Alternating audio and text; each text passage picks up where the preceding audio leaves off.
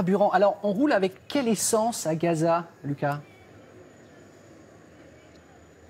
Eh bien, ce matin, je vais vous parler d'essence fait à partir de plastique. Vous savez qu'à Gaza, la vie est extrêmement difficile. On vit sous blocus israélien et égyptien. Le carburant est très cher comparé aux autres pays du Moyen-Orient. Alors, les Palestiniens ont inventé un système D, faire de l'essence avec du plastique bouilli. Évidemment, ça pose des questions environnementales, sanitaires, mais pour comprendre à quoi ça ressemble, eh bien, regardez ce reportage préparé avec Ofsep Nalbandian, Yassine Barkesh et Talal Abourama.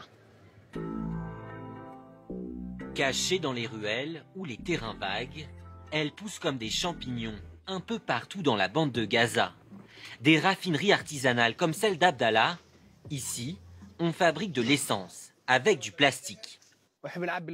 On remplit ce four de copeaux de plastique, on ferme et on allume le feu. Trié, puis broyé, le plastique doit cuire 7 heures à 400 degrés. Avant de se transformer.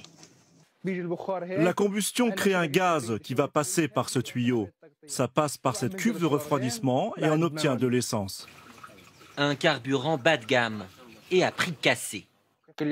Dans une station, le prix du litre, c'est près de 2 €. Nous, on le vend environ 1 €. C'est une vraie économie pour les gens.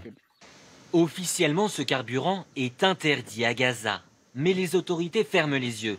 Car désormais, plus personne ne peut s'en passer. Les premiers clients sont les pêcheurs, qui l'utilisent pour faire le plein de leurs bateaux. C'est moitié moins cher que l'essence venue d'Israël et la qualité ne pose pas de problème. Ça n'affecte pas le moteur. Le rendement est élevé. Je fais le plein 3 ou 4 fois par semaine, mais cette essence est difficile à trouver.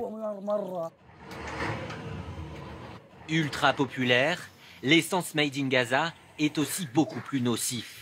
Ces rejets toxiques dangereux pour la santé et l'environnement. Les nappes phréatiques, les rivières, les cultures, les terres agricoles qui se trouvent autour de ces raffineries de plastique sont déjà polluées par les dégâts chimiques. Il va y avoir des conséquences à long terme. Aubaine économique, mais bombe à retardement écologique. En attendant une solution durable, les Gazaouis sont toujours plus nombreux à compter sur le carburant plastique.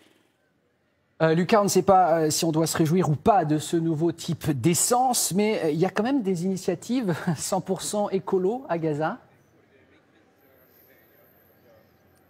Oui, ça va vous redonner le sourire, Damien. Vous savez qu'à Gaza, il va bientôt y avoir une première réserve naturelle. C'est une réserve qui est entièrement financée par l'ONU, qui a mis 66 millions d'euros sur la table pour réhabiliter une zone marécageuse qui était polluée, qui est désormais protégée. On commence à voir la vie sauvage réapparaître à Gaza. Et vous imaginez que pour les Palestiniens, c'est une bouffée d'oxygène, des Palestiniens qui vivent un quotidien extrêmement difficile.